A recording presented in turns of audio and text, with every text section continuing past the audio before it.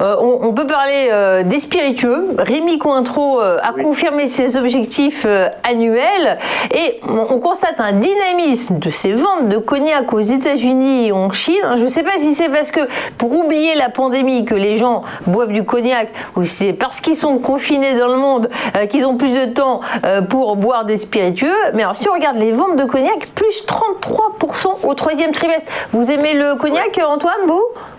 Alors, je suis pas vraiment un spécialiste du cognac, mais c'est vrai que ces chiffres publiés à 33% sur de hausse de 33% des ventes est assez considérable. Alors, comme vous l'avez dit, c'est essentiellement dû au dynamisme des ventes aux États-Unis, une demande très soutenue de la consommation à domicile et aussi une accélération de la reprise en Chine.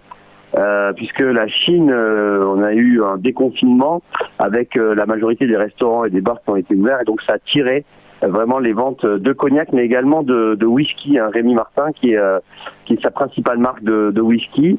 Alors, il y a quand même des points négatifs, c'est-à-dire qu'on a quand même des mesures de restriction et de confinement qui s'annoncent un petit peu partout dans le monde, donc ce qui devrait freiner la progression des ventes. Et on a vu d'ailleurs la direction du groupe qui est avérée assez prudent sur les chiffres du prochain trimestre. C'est vrai qu'on devrait avoir une dynamique des ventes beaucoup moins soutenue. Par conséquent, on a donc un peu de méfiance et de la prudence sur le titre Rémy Cointreau. Graphiquement, le titre est en belle progression depuis maintenant plus d'un an, puisqu'on est passé de près de 110 € à 162 € au plus haut. C'est un sommet historique inscrit au mois d'octobre 2020. Et depuis, on est dans une sorte de phase de consolidation.